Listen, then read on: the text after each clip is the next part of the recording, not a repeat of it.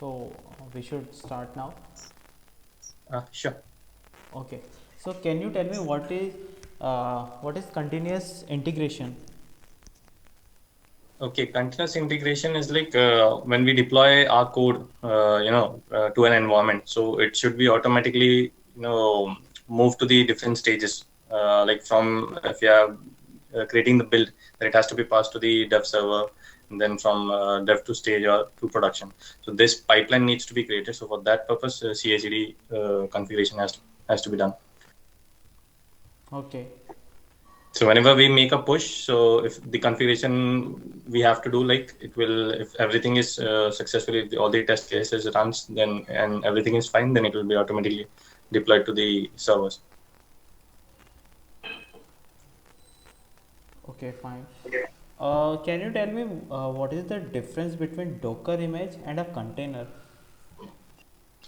Docker image and so I think container is the main, object which is going to hold, that gives the environment, and image is like whatever we have created the project image, the war or the uh, associated files which we are creating. So that entire package is called as image, which has to be moved to the different container. So we have dev container, stage container, and production. So we create a snapshot of it, entire image, and then we move it to these containers. Okay. So have you used microservice Okay, architecture? so our project is more is like a service oriented architecture. So I Okay. would say not say like it's a pure monolith or a pure microservice. It's a mix of both the things. So how our project works is like we have four different applications, and they are deployed in they in itself they are monolith, and but they are deployed in different servers. So one is Vim server, one is Elasticsearch project is there, so that is deployed as a separate separate project. Then we have metadata service project, that's a different project itself. And all these four applications are intercommunicating using the REST APIs. So we don't have a microservices a registry kind of thing, but I would say it's a service oriented architecture. So everyone is talking to each other using APIs. Okay. So in which scenario you'll go for monolith architecture over microservice architecture? Okay, Because so monolith is basically, I mean, if your application is small and self-sufficient, I mean, it is not depending a lot on, other services, and, and it is easily manageable, maintainable, then it is better to go with the monolith. But if a project is having multiple modules and there's a rapid development in each of the modules, so if we go with the monolith application, then every time we will have to do the deployments for the entire project itself. Though the small change will not be having any impact to the entire project, but still we will have to do the deployments. So in that places, in such scenarios, we will go with the microservices approach. I mean, we will divide the entire application into different sections, and so that gives us flexibility there. So only one particular section can be deployed if we have to do some changes there. okay, okay, fine. So coming to like new features of Java 8, Yes. uh, can a do you know anything about functional interface? Yes. Okay, So okay, prior to Java 8 till Java 7, the entire concept of Java was revolving around object-oriented concepts. But that was not helping us to define a functionality only in itself. I mean, every time we will have to create an object, then do some operations kind of thing. So what Java 8 came with was a functional interface. Using this, I mean, we create the Lambda expressions, and it reduces a lot of boiler kind of code, and it is easy to implement a lot of things. So for that purpose, the Lambda expression came, and using Lambda expressions, we have, I mean, implement the stream solution also. So using streams also, the collection processing became very faster and easier okay. uh, with that. Yeah. So can you create your own functional interface? Yes, we can create. We have to just declare at the rate functional interface at top of that. I mean, we have to give that stereotype annotation, and but the condition is that only one abstract method should be there. And yeah, so if we can do that, then it will create a functional interface. Okay, so that means can a function interface can extend another interface? Is that possible? Functional interface can extend another Or interface. inherit or extend anything? Mm, in itself. I think no. I mean, we cannot inherit. I mean, functional interface can be inherited by other classes, I would say, but in itself, he is not going to inherit from anybody else. Okay, and why? Because there might be, there should be only one abstract method here. But if let's say it is going to extend from other interface, so it will be having two, from the parent one also, and it can have its own.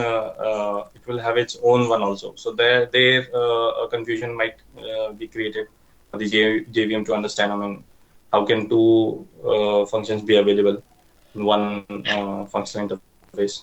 Okay, so see in If Java, there is no, I would say, I mean, if there is no abstract method given in a, in the child one, then I guess it should work.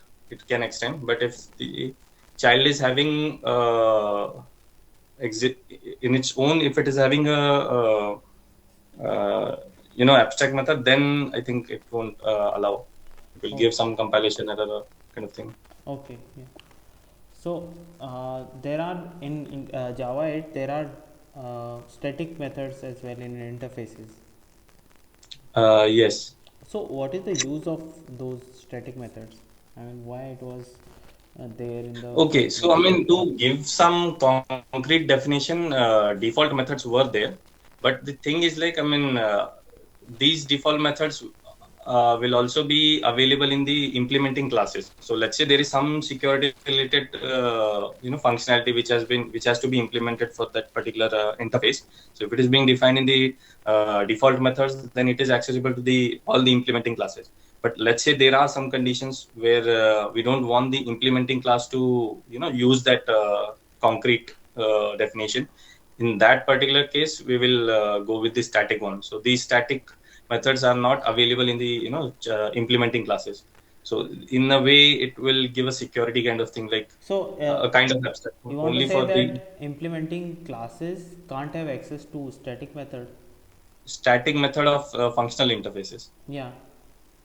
Yeah, so in a way, it will give a, I mean, kind of security kind of thing. If we want to access that, we will have to use the interface reference itself. I mean, that the parent interface, the functional interface reference itself to access the static method.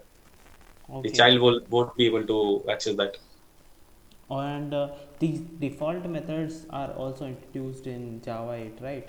Yes, yes, Okay. So suppose two interfaces have same default method. I mean, they have same name, same content, everything, and okay, uh, one class which is implementing both these interfaces want to use yes, a certain method, a method of interface A. okay, Okay, okay. so how do you use that? I mean, everything is same. The Uh, interface okay, so method name is same, content is also same. okay, so same signature, same content, everything will be Yeah, same. everything, It and is both are defaults for both the each default. functional interface. Yeah, okay. Uh, so I think in the child class, I mean, we have to define, I mean, which particular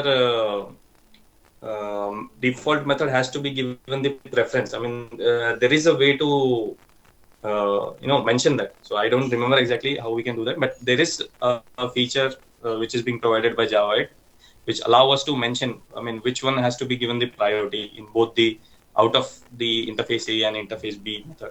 So we can give that priority. We can set that somewhere.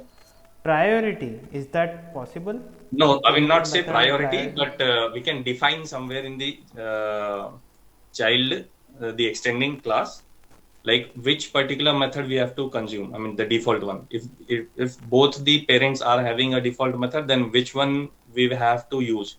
So that can be defined in the child class somewhere. I'm not sure exactly where, but it can be defined. Okay. Okay, fine.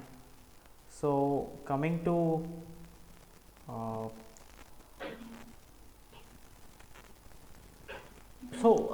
there is one more feature called lambda expressions.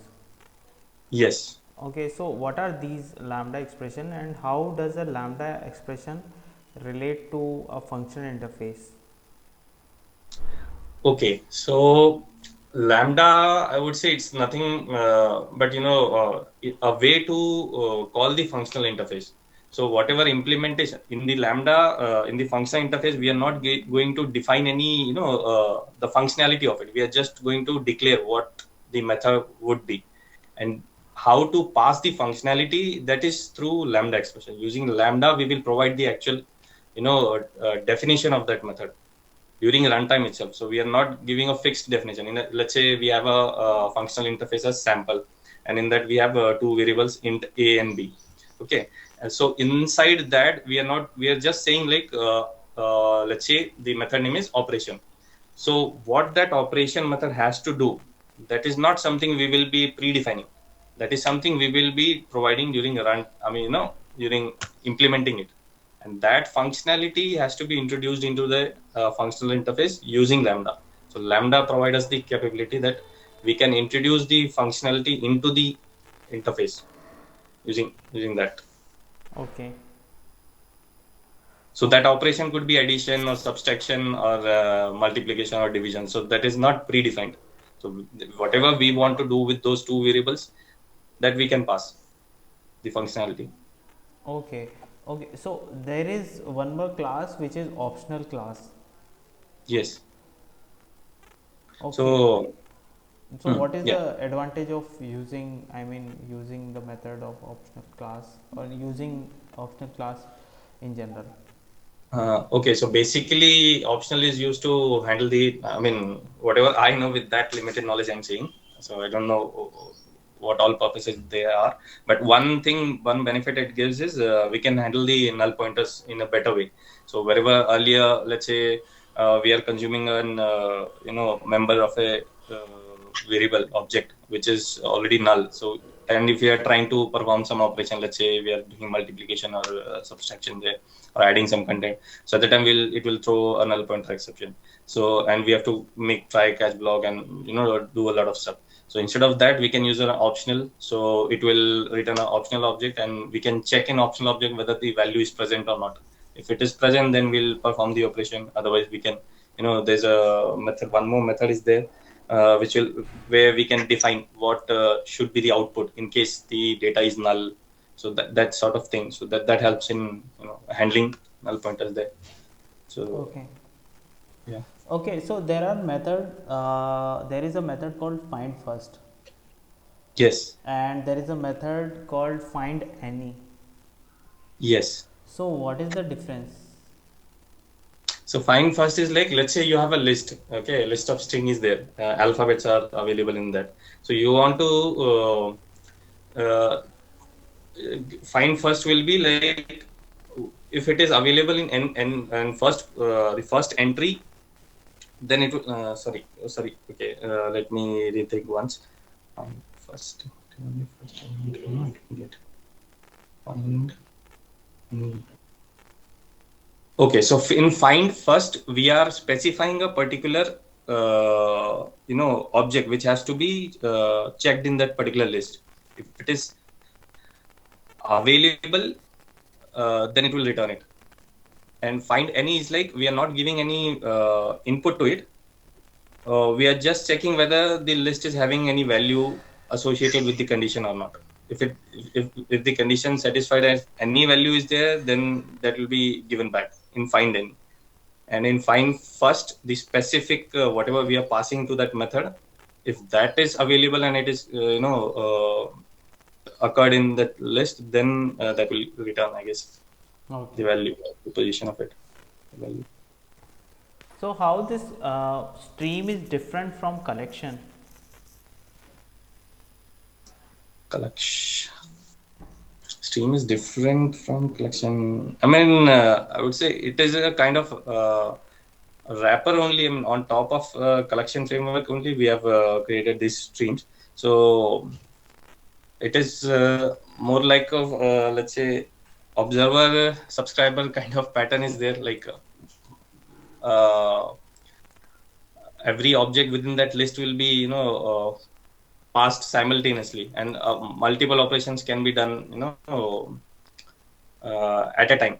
So how can I explain it? I mean, Okay, okay, no problem. sorry, I don't know how to technically explain it, Yeah, but but the stream don't store any values. yes, I mean it's a kind of conveyor belt kind of thing. So data is passing, we perform operation. Once that operation is Yeah, done, then we are trying to collect it in, and store it in some collection, actual yeah, collection. correct. Yes. Okay, okay.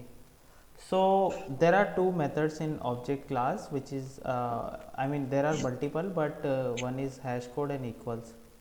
Okay. The other one is equals. So in your code, if suppose you, I mean, if you have a condition that you can't override hash code method. Okay. So Okay. what are the performance implications in that scenario? Okay. We don't have to get Override the hash override code the hash method. code. With the hash code. So performance implication is like one, I would say, in map it might affect when if we are trying to store that, if we are using that object as a key in a map. So it is always better to have a unique hash code every time for each for custom objects. So if that ability is being restricted, then that will create a problem in map, I guess. And for comparison, so I mean it will create problem, for implementing some comparison logics. I mean, it will restrict the ability of an object to be unique. So if you are uh, Okay. so I would say, I mean, it will affect in map, I would say, I mean, while storing as a key. Okay, fine. So uh, can you use uh, hashmap in multi-threaded environment? uh, Mash map in multi-thread environments. Yeah. Actually, by default, they are not thread safe. But if there is a condition of multi-thread, I mean, I think there is a we can make that uh, map a synchronized one. I mean, there are options. I'm not sure how we can do it, but I think we can make a map as a synchronized one so that only one thread is able to access. The... You mean you can use concurrent hash map? Yes, yes, yes. Right. Okay. Okay. So the what is immutable class or object? Okay. Immutability is like once created, we cannot update it again with with another value. So best example is string. So Java people have made string immutable. So we cannot update the value. Whenever we are trying to update on a value, a copy of, I mean, a new instance will be created of it with a new space allocated. Okay. Okay. So and so you have immutable object, right? Immutable class, immutable object. Then Yes. does all properties of that class need to be final in